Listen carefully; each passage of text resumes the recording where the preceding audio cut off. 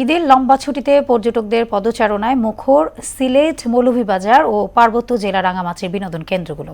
পরিবার পরিজন নিয়ে ঈদের ছুটি উপভোগ করছেন দর্শনার্থীরা। তাদের নিরাপত্তায় কাজ করছে প্রশাসন ও ট্যুরিস্ট পুলিশ। বিস্তারিত জানাচ্ছেন আফরিন পপি। ঈদের টানা ছুটিতে রাঙামাটির পর্যটন কেন্দ্রগুলো পর্যটকদের পদচারণায় এখন মুখর। বন্ধু বান্ধব ও পরিবার পরিজন নিয়ে আনন্দের সময় কাটাচ্ছেন সবাই।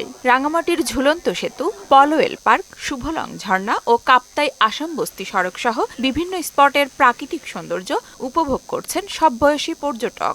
রাঙামাটি পার্বত্য এরিয়া আসলে দেখতে অনেক অসম্ভব সুন্দর। খুব ভালো লাগতেছে, আনন্দ লাগতেছে। আমরা এখানে আমার পরিবার নিয়ে আসছি। পর্যটকদের ভিড়ের কারণে হোটেল, মোটেল, রিসোর্টেও জায়গা মিলছে না অনেকের। দীর্ঘ 9 দিন ছুটি থাকার কারণে রাঙামাটিতে প্রতিদিন গড়ে প্রায় 3000 দর্শনার্থী রাঙামাটি আসছে।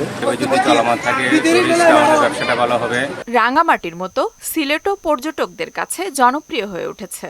তাই তো অনেকের গন্তব্য এখন সিলেটের চা বাগান, সাদা পাথর, জাফলং আর বিছানাকান্দি। চা বাগান, নদী, পাহাড় এবং হাওড়ের অপরূপ সৌন্দর্য আকৃষ্ট করছে দর্শনার্থীদের। নিরাপত্তাও ভালো আছে আর ভালো ভালো রাইড আছে, ভালোই আছে। বাচ্চাদের জন্য খুব ভালো একটা জায়গা। অনেকবার এসেছি এই পার্কে, আর এই আজকের মতো এত ভিড় আমি কোনোদিনও দেখি নাই। পর্যটকদের নিরাপত্তা নিশ্চিত করতে সিলেট পুলিশ বিভাগও নিয়েছে বিশেষ ব্যবস্থা।